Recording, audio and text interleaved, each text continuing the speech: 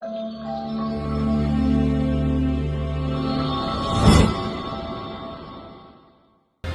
unsur pemerasan, tetapi Ibu Rimayun menyatakan bahwa tidak ada unsur pemerasan. Nah, kita akan melihat ini cara-cara berpikir masing-masing ini ya. Jadi banyak pro dan kontra tentang masalah sidang kerjanya. Di satu sisi orang mengatakan tidak ada unsur pemerasan. Di satu sisi juga ada mengatakan bahwasannya dia adalah ada dugaan melakukan pemerasan. Kalau kita berbicara di 13.20, apa sih perjanjian angka itu? Kalau perjanjian angka ada kesepakatan. Kesepakatan itu kalau dia sudah melalui perjanjian berarti ada kata disepakati dan unsur-unsur apa yang perlu disepakati dalam hal itu. Terus ada bentuk program kerja ya. Kalau kita berbicara public figure, berarti ada produk yang mau dia iklankan dalam hal itu. Tetapi dalam hal perjanjian itu dia dilakukan melalui media sosial. Artinya kesepakatan itu masih dalam kategori tidak sah. Terus yang kedua, kalau kita ada unsur dugaan pemerasan itu, di tahap pertama 2 miliar itu diberikan ditransfer atas dasar apa? Terus yang kedua itu diberikan adalah berbentuk cash ya. Nyata-nyatanya perjanjiannya tidak ada kesepakatan dalam hal itu. Bentuk apa sih kesepakatan itu? Mungkin begitu menurut saya. Ya. Kalau obrolan bahas soal perdata, saya bahas dari bidang pidana. Oke. Pakar pidana nih. Kalau di pidana pasal 368 KUHP itu kan dengan barang siapa unsur-unsurnya ya, memaksa, tanda kutip memaksa seseorang untuk melakukan sesuatu hal menguntungkan dirinya sendiri. Itu unsur pemerasan ya pasal 68 KUHP. Untuk menguntungkan dirinya sendiri. Nah, kenapa saya bilang itu tidak masuk pemerasan? Yang pertama, ada unsur memaksa. Nah, kita ingat kalau dalam KUHP, satu unsur tidak terpenuhi, maka tidak bisa dijatuhkan sebagai dikatakan sebagai tindak pidana. Satu unsur tidak dipenuhi, maka tidak bisa dinyatakan sebagai tindak pidana. Harus dipenuhi semua unsur yang ada dalam pasal pidana itu. Itu kalau pidana. Kalau perdata, saya serahkan ke pakarnya. Nah, salah satu unsur yang tidak terpenuhi di situ menurut saya adalah memaksa, unsur memaksa. Karena kenapa? Kalau memaksa dalam artian berarti ketika kita misalnya mengajukan dalam kata sini kalau kita misalnya ya tapi si Mail ya, yang Mail mengajukan uang ke dokter gaji, kan ada kesepakatan tadi Ronald bilang tidak ada kesepakatan, sedangkan dari kasus yang berjalan itu ada kesepakatan nominal. Berarti antar dokter Gledi sama Mail ada kesepakatan bahwa oke, sepakat 2M. Nah, perjanjian yang saya tahu itu kan ada perjanjian tertulis dan tidak tertulis. Nah, kalau perjanjian yang tadi itu antara Nikita Mirsani juga Mail dan juga dokter Gledi itu kan perjanjian tidak tertulis. Gitu. Nah, ada sepakat di sana. Sepakat dan tidak memaksa. Dokter Gledi dengan sukarela memberikan 2 miliar. Oke, saya dalam kondisi tidak terpaksa asalkan saya kasih 2M ini jaga produk saya. Tutup mulut ceritanya bahwa misalnya tutup mulut. Jadi tidak ada unsur memaksa di sana, tidak ada pemerasan di sana. Nah, kalau lihat sidang terakhir yang saksi ke Dr. Oki Pratama, Dr. Oki sampaikan bahwa Dokter Dedis ini sempat minta saran ke Dokter Oki apa yang harus saya lakukan terhadap Nikita Mirsani. Terus Dokter Oki tidak ada kata dipaksa untuk silakan misalnya bayar sekian untuk saya bayar untuk tutup mulutnya, tidak ada.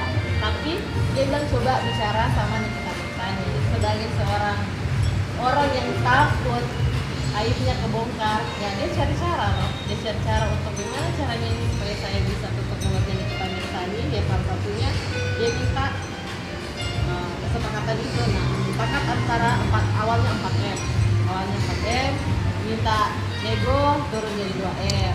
Itu ada kesepakatan. Dan sebenarnya paling simpel itu kalau dalam pidana satu unsur tidak terpenuhi, itu sebenarnya sudah tidak ada lagi, lanjut lagi. Oke, Bu Rimayun, sekedar tambahan ya. Karena kalau saya saat dalam perdebatan ini ada teman-teman yang pro mengatakan bahwa ini ada unsur pemerasan. 369 ini bagaimana menurut pendapat Ibu Rimayun bahwa ini merupakan bagian dari delik pemerasan, ya. Saya ulang lagi, bagian daripada pasal yang merupakan pemerasan. Walaupun secara unsur memang tidak ada frasa pemerasan di situ di 369 ya. Nah, itu yang pertama ya. Apakah memang di 369 itu menurut Rimayun yang lebih mendalami pidana itu tidak ada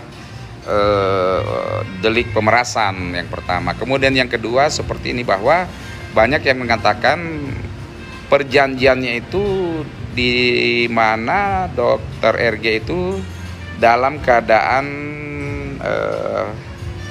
apa sih bahasanya, dalam keadaan tidak nyaman atau dalam keadaan tertekan. Nah, bagaimana dengan mau dinyatakan bahwa itu adalah suatu kesepakatan murni? Secara khusus kan kalau kita lihat KUH Perdata 1320 itu berarti aspek halalnya itu tidak ada perbuatan melawan hukum, itu malah masuk gitu. Gimana nih kira-kira Ibu Rimayun pendapatnya? Masih bertahan dengan pendapat bahwa tidak ada unsur pemerasan? Atau kamu belajar dulu? Atau sudah mulai goyang? Atau sudah mulai goyang? Sekarang Bang Roland, bagaimana tadi pendapatnya Bang Roland terhadap argumentasinya Ibu Rimayun bahwa dari perbuatan itu tidak menunjukkan adanya pemerasan ya, ditambah dengan kesepakatan tersebut, walaupun itu adalah walaupun itu adalah tidak tertulis gitu. Kita harus lihat dulu, mereka itu 1320 melakukan perjanjian apa, dan mereka sudah menyepakati teknis apa sih dalam perjanjian yang sudah disepakati. Itu yang pertama. Yang kedua, kalau memang ada kesepakatan dalam hal itu, 2M ditransfer, dan untuk berikutnya 2M setara cash ya, dalam hal ini. Artinya dalam pembelian tidak ada kata kesepakatan, berarti ada unsur mens rea di situ, ingin memiliki sesuatu barang atau untuk pendistribuan di situ ya, secara melawan hukum. Artinya di step kedua kita bisa lihat, karena di perjanjian itu. Saya bertanya gini, di 369 tadi udah dibacain sama Ibu Yuyun ya, Rimayun. Di situ jelas tidak ada frasa pemerasan.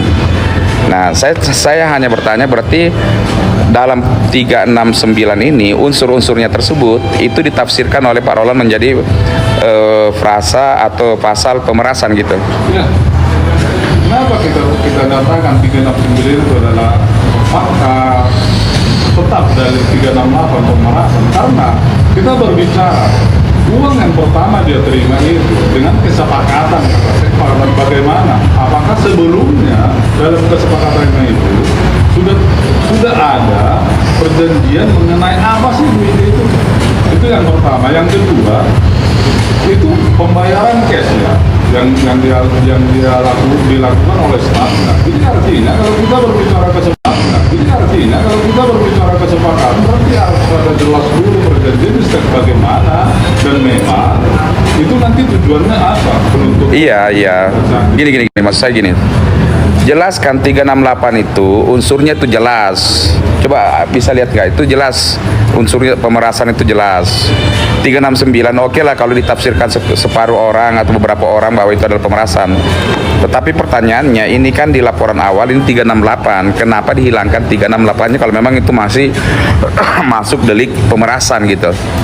Ya, makanya tadi saya bilang di sini 368, 369 itu sama saja unsur ada di situ dalam penerimaan. Iya, pertanyaan saya kalau begitu kenapa dihilangkan? Kan lebih jadinya tidak mengandung unsur tidak mengandung memberikan suatu kontroversi kalau 368-nya itu masuk. Ya, artinya dalam konteks P21 368 itu dibuatkan pasalnya oleh pihak penyidik. Artinya ada kewenangan di sini. Iya, saya paham itu kewenangan. Paham saya kewenangan Pak Roland. Paham. Bukan ke situ pertanyaan saya. Menurut Bapak kenapa 368 itu kemudian dipindahkan menjadi 369? sehingga pemerasannya itu menjadi kontroversi. Ya artinya menurut saya begini, kalau kita berbicara konten 368, artinya itu secara konten umum. Jadi kalau dia dilibatkan 369 itu berarti unsur dalam melakukan itu dari media sosial. Makanya dia dari 368 itu pihak kejaksaan menjadikan itu 369. Cuma 368 dengan 369 itu hampir sama pola dan unsurnya dalam hal itu. Tolong Ibu Yuyun siapkan coba 368. Tapi kalau tadi kita dengar ya 369 itu kan unsurnya satu barang siapa, dua apa namanya itu Menguntungkan diri sendiri. menguntungkan diri sendiri atau orang lain dengan perbuatan melawan hukum. Ketiga pengancaman, pencemaran nama baik. Terus kemudian berikutnya itu untuk terhadap barang, adanya perpindahan barang sebagian atau seluruhnya gitu kan. Nah itu tidak ada pemerasan di situ. Sementara di unsur 368 itu jelas pemerasannya. Sekali-sekali lah Pak Roland kerja saya bikin keringat kan. Kemudian pasal 368 ke 369 karena dalam hal ini itu dilakukan melalui media sosial ya, artinya ada di sini penekanan suatu tertentu pada produk yang diduga ada overclaim di sini. Kalau yang kita lihat selama ini kan memang benar overclaim, artinya dia mau melindungi konsumen, artinya bukan tuduhan lagi. Dan ini benar produk yang Ya. Lanjut. produk yang dikeluarkan ini kan benar-benar berarti produk yang gagal misalnya gitu. Nah, jadi tidak ada pencemaran nama baik, tidak ada membuka rahasia karena rahasianya seperti apa yang mau dibuka. Solmat Club. Saya penonton.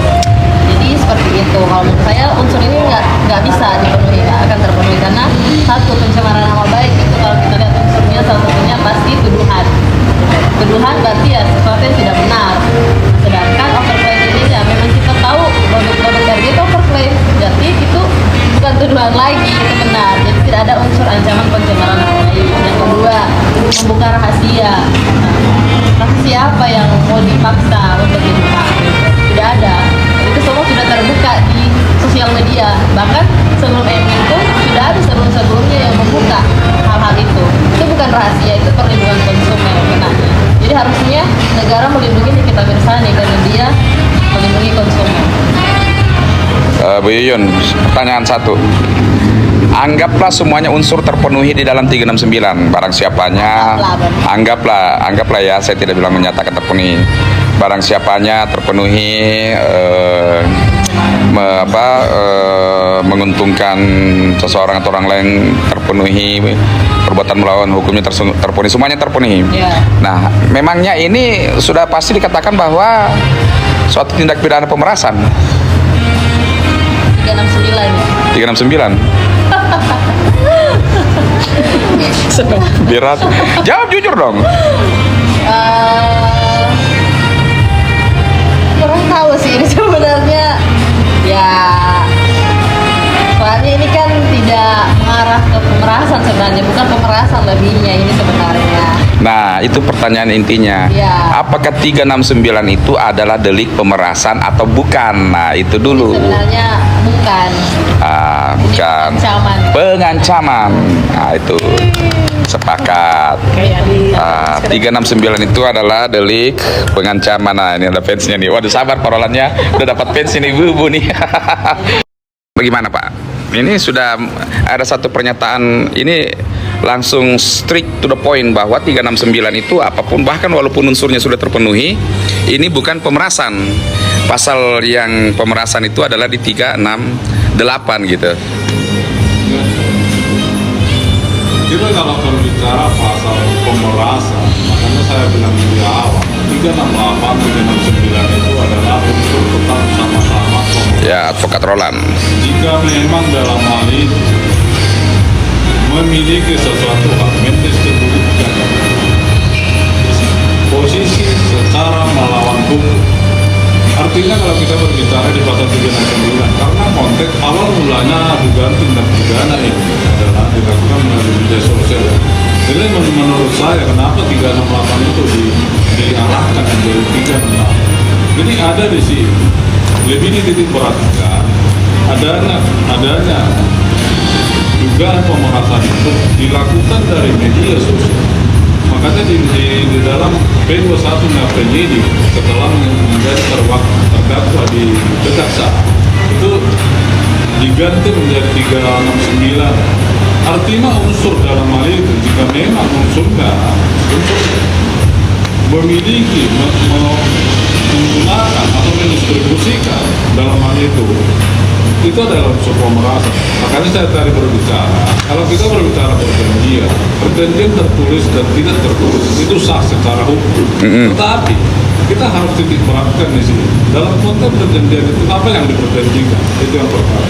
Yang kedua, apakah dalam perjanjian itu, dalam kata kesepakatan itu, apakah dengan penekanan? Artinya ada di sini dugaan penekanan. Di saat dia sudah ditransfer 2 juta dan ada 2 miliar. 2 miliar dan ada stafnya meminta cash dalam hal itu. Artinya kalau sudah ada kesepakatan dalam suatu hal perjanjian, langkah-langkah begini kan tidak harus dilakukan lagi. Ya, artinya makanya kita berbicara di sini tetap melekat unsurnya ya, pemerasan. Karena memang dalam konteks di perjanjian di 1320 itu tidak ada kesepakatan dan bahkan di sini hanyalah suatu.